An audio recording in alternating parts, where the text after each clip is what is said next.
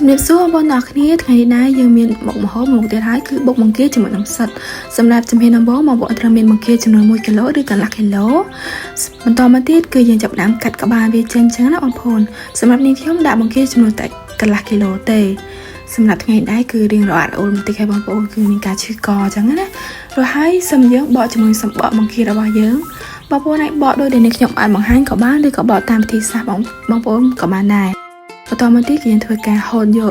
អាចរបស់វាបងប្អូនទាំងអស់គ្នាយើងត្រូវការមានកំបិតមុតល្អដើម្បីកុំឲ្យបែកសាច់បង្គារបស់យើងណាបន្តមកយើងធ្វើការហូតវាអស់ចឹងណាបងប្អូនទាំងអស់គ្នាគឺនេះខ្ញុំធ្វើការហូតម្ដងមួយចឹងណាដើម្បីឲ្យវាអស់នៅអាខ្មៅរបស់វានឹងហើយរួចយើង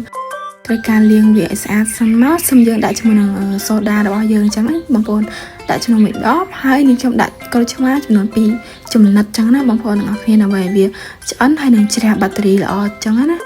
សិមយើងចាប់ផ្ដើមយកផ្សិតរបស់យើងយកមកស្រោះទឹកក្តៅឲ្យបានឆ្អិនល្អបងប្អូនដាក់ផ្សិតតាមចំណូលចិត្តរបស់បងប្អូនបានតែមុខម្ហូបមួយនេះគឺយើងត្រូវការដាក់ផ្សិតច្រើនក៏ឆ្ងាញ់មួយយ៉ាងដែរបងប្អូនទាំងអស់គ្នាតាមទៀតយើងស្រោះវាឲ្យពុះទុកមួយឡែកសិនសិមយើងចាប់ផ្ដើមមកបុកទឹកត្រីរបស់យើងគឺទឹកត្រីកោះកុងបងប្អូនមានជាតិស្ករសអំបិលម្ទេសហើយនឹងប៊ីចេងយើងដាក់ឲ្យបានគ្រប់មុខល្អសិនមកសិមយើងបុកវា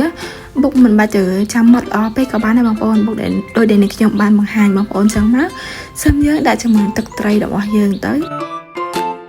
បងប្អូនឲ្យដាក់ចូលចំនួនល្មមទៅរួចហើយគឺយើងបន្ថែមជាមួយនឹងក្រូចឆ្មារបស់យើងរួចជាការស្រេចចឹងណាបងប្អូនហើយបងប្អូនភ្លក់ទៅសាបឬក៏ប្រៃបងប្អូនអាចបន្ថែមបន្តទៀតចឹងណាសម្រាប់នេះខ្ញុំល្មមហើយគឺនេះខ្ញុំដាក់ជាមួយនឹងបង្គារបស់យើងដែលបានយើងត្រាំសូដាមិញចូលទៅបងប្អូនទាំងអស់គ្នារួចហើយគឺយើងលាយវាបានចូលជាតិចឹងណាបងប្អូនរួចហើយគឺយើងចាប់ផ្ដើមដាក់ជាមួយនឹងផ្សិតដែលយើងបានស្រោះទុកឲ្យមិញទៅសិមយើងដាក់ជាមួយនឹងអត្រកួនរបស់យើងចូលនិងបន្ថែមផ្សិតឲ្យអស់ចឹងណាបងប្អូនកុំទុកនាំតែស្ដាយយើងដាក់អស់ទៅរួចហើយគឺយើងចាប់ផ្ដើមញ៉ាំវាចូលគ្នាចឹងមកដើម្បីឲ្យវាចូលជាតិចឹងណាបងប្អូនសម្រាប់មុខម្ហូបមួយមុខនេះដែរគឺងាយស្រួលធ្វើខ្លាំងមែនទែនហើយឆ្ងាញ់មួយយ៉ាងដែរបងប្អូនពេលដែលយើងជួបជុំបងប្អូនឬក៏យើងម្នាក់ឯងចឹងយើងអាចញ៉ាំជាមួយអាចចាក់ទៀតរត់តែឆ្ងាញ់